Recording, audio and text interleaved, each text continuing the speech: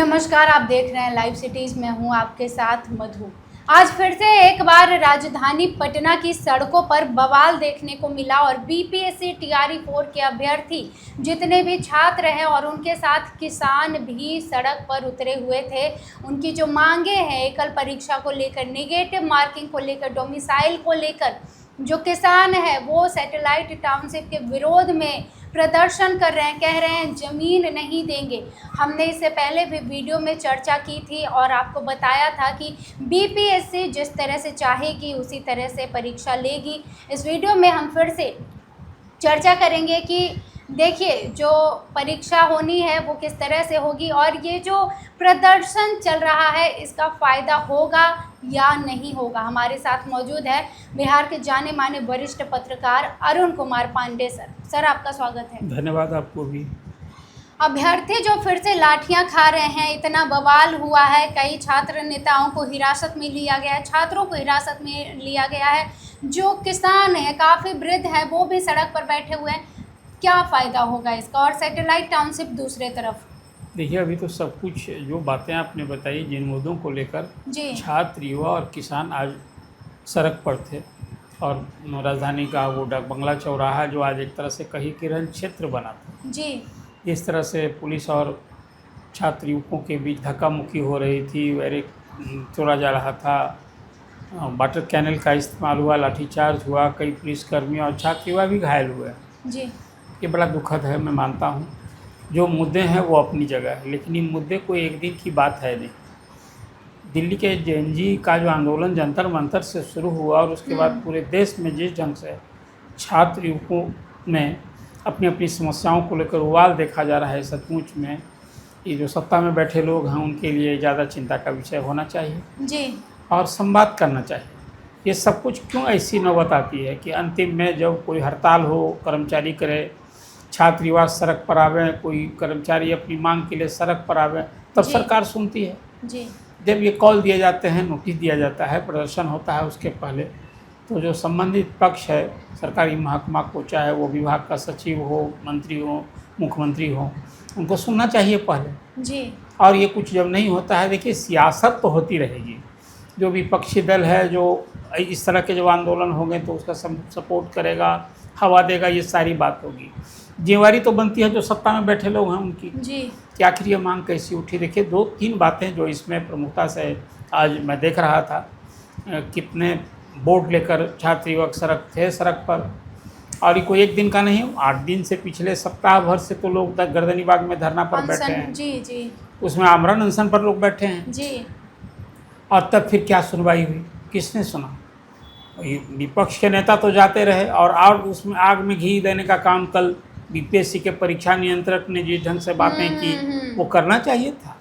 हालांकि मुख्यमंत्री ने सस्पेंशन का आदेश दिया, लेकिन अभी तक जो मेरी जानकारी है कार्मिक विभाग से कोई सस्पेंशन का ऑर्डर नहीं निकला, निलंबित हो चुके हैं। 24 हो गया जी, जी। आदेश निकल गया जी। तो चलिए, लेकिन अभी जब हमें सचिवालय से चल रहे थे उस समय तक आदेश नहीं निकला था। हुआ कि उसकी औपचारिकता होगी, शोकॉज हो गया, मतलब मुख्यमंत्री के निर्देश के बाद उसको अमल होने में भी 24 घंटे लग गए जी।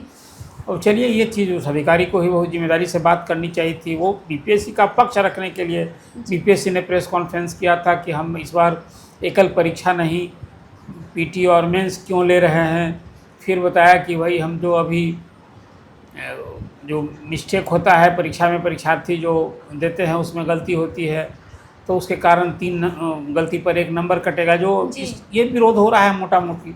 और डोमिसाइल तो बिहार में लागू हो गई है, अब 80-82% बिहारी ही अब कोई परीक्षा में होंगे। उसमें तो लड़कियों के लिए जो रिजर्वेशन लागू है 35%, वो सिर्फ बिहारी लड़कियों की है और लड़कों के लिए भी हो गया है। चलिए, इन प्रमुख मांगों को लेकर जो बात थी, मुझे नहीं लगता है जो आप बात कर रही हैं, आप मुख्यमंत्री से अंत में जब वो लोग हिरासत में लिए गए तो लोग सीधे मुख्यमंत्री से बात करने पड़ रहे थे कि हम सीधे मुख्यमंत्री से बात करनी चाहते हैं।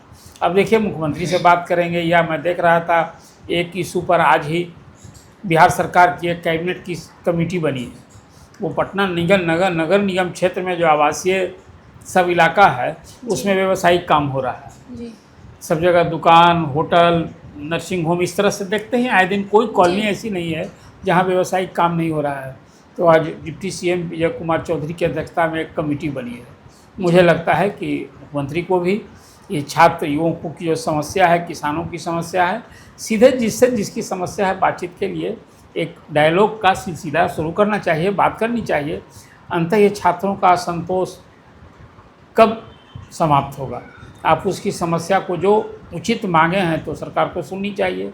एक बात मैं देख रहा था उसमें कि बीपीएससी द्वारा जो 70वीं परीक्षा हुई, संयुक्त परीक्षा, अब उसको रद्द करने की मांग हो रही थी। उस परीक्षा में धांधली हुई।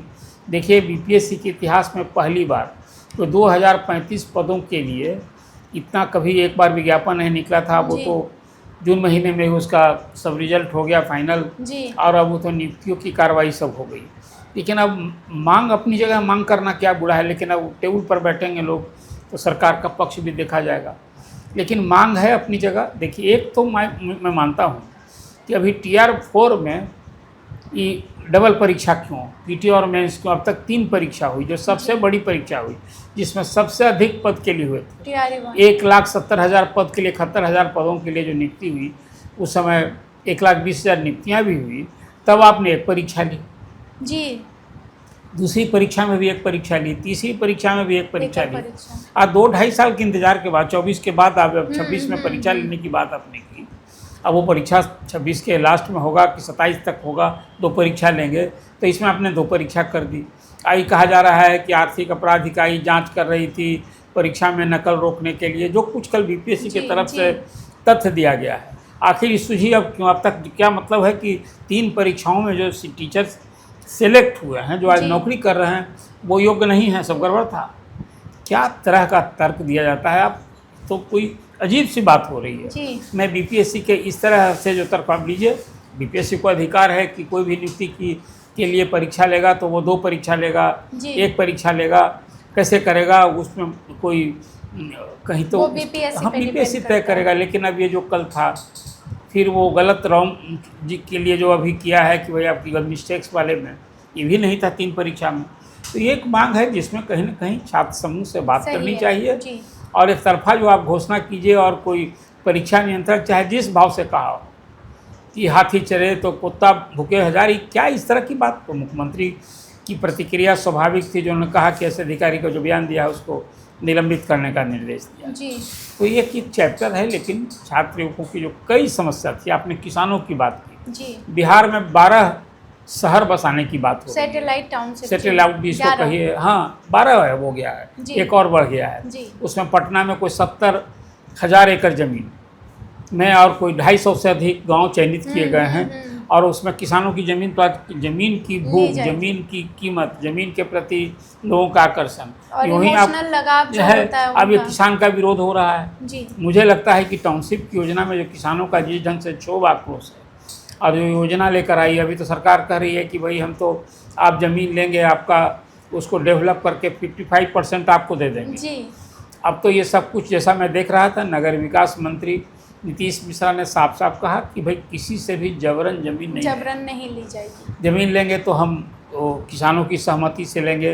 ये टाउनशिप जो हम डेवलप करेंगे उसके क्या फ़ायदे हैं, ये सब उनको बताया जाएगा कि उनकी ज़मीन की कीमत कितनी बढ़ जाएगी। चलिए, एक अलग इशू है। और अब तो 4 विकल्प कर दिया है कि जब किसी की ज़मीन ले, लाचार में कहीं रोड बनाना हो, नाला बनाना हो, इस तरह से कोई सार्वजनिक प्रयोजन के लिए, तभी ज़मीन का अधिग्रहण होगा, वो तो सरकार को अधिकार है।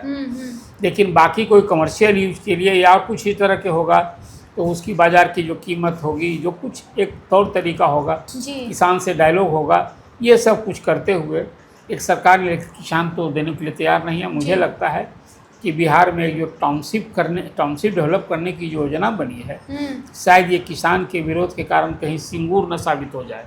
तो आपको याद होगा कलकत्ता में टाटा जो है वहाँ यही मारुति का कारखाना लगाने चला था, और किसान की ओर से वहाँ उस समय ममता बनर्जी ज़्यादा ही बढ़ चढ़कर विरोध की थी।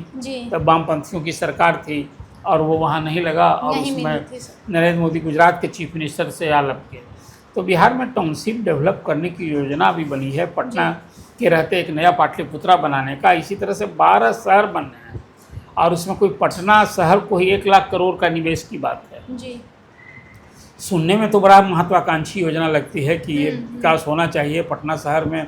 आज जितना चीज़ पटना शहर के अंदर ही बना दिया गया नीतीश कुमार के रेजिम में, काश ये सब योजना काश कोई नया ही शहर डेवलप कर देते करते, लेकिन अब वो तो हुआ नहीं। अब एक नई योजना बनी है, लेकिन किसानों के इस विरोध के बाद मुझे लगता है कि शायद ये उतना सरल नहीं होगा। ये भी ठप हो जाएगा। हाँ, ये भी एक अभी जो कार्य योजना बनी है, टाइम है, अभी तो डीपीआर बनना है, अभी डीपीआर नहीं बना है। अभी एक प्रारूप लेकर आए हैं कि भाई हमारा ये जो टाउनशिप होगा उसका एरिया होगा, सभी 12 शहरों के लिए सरकार ने एक मैप तैयार किया है, लेकिन सबसे मैप ज़मीन पर ही बनना है। तो ज़मीन किसान देंगे नहीं, किसान का इस तरह आप वोट देवता हैं, वोटर देवता लोग हैं, तो वोट की राजनीति से ही, वोट से ही सरकार बनेगी, व विपक्ष भी इसको पूरी तरह किसानों को लेकर खवा देंगे ही। तो मुझे लगता है कि किसान का मुद्दा अलग है। इस मुद्दे पर अभी पिछले दिन नगर विकास मंत्री ने एक बैठक भी बुलाई थी, वहाँ बड़ा विरोध प्रदर्शन देखने को मिला। हालांकि उस समय घेर लिया था। हाँ, किसानों को समझाने की भरसक कोशिश की और कहा कि सरकार किसी का ज़मीन कोई जबरन नहीं लेने जा रही है। तो एक इशू है, लेकिन अभी वो तो डायलॉग होते रहना चाहिए। देखिए, संवाद होना चाहिए।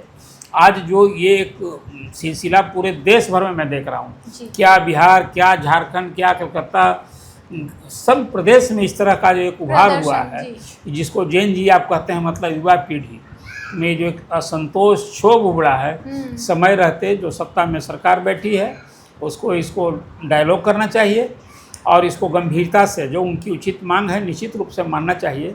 अदरवाइज जो टकराव है, आज तो पटना पुलिस को मैं देखा हूँ कि कुछ लाठीचार्ज भले हुआ, वाटर कैनन का इस्तेमाल हुआ, फिर भी आज पटना पुलिस बहुत संयत से काम ले रही है। बहुत संयम छात्रों का जिस ढंग से क्षोभ, आक्रोश में देख रहा था, विरोध, और वहाँ रोड़े पत्थर बरसे, लाठी, वहाँ क्या क्या कुछ हुआ, एक अलग है। लेकिन चलिए, आज लाठी पुलिस तो है कहीं, और खासकर केंद्रीय अर्धसैनिक बल की तैनाती होगी तो वो तो यूँ ही खड़ा रहेगा नहीं, तो उसकी लाठियाँ चमकेगी ही। ये तो आज देखने को मिला है। तो एक स्थिति था आज राजधानी में, जो कुछ सीन देखने को मिला है। और छात्र यदि मुख्यमंत्री से मिलना चाह रहे तो क्या दिक्कत है, मुख्यमंत्री से बात करनी चाहिए। एक मंत्री समूह कुछ गठित करके पहले आप डायलॉग कीजिए और बताइए छात्रों को, कोई हम भी हमारे घर के बच्चे हैं, कोई बाहर के नहीं हैं, उनकी समस्या है, उनका जो उसका उनके निदान का यदि उचित है तो ये डायलॉग से न होगा कि आपकी मांग कितना व्यवहारिक है, क्या नहीं है। अब सरकार कह रही है, शिक्षा मंत्री कह रहे हैं कि भाई TR4 के लिए तो जितनी मांगे थी प्राय सभी मांग मान ली, हमने विज्ञापन कर दिया।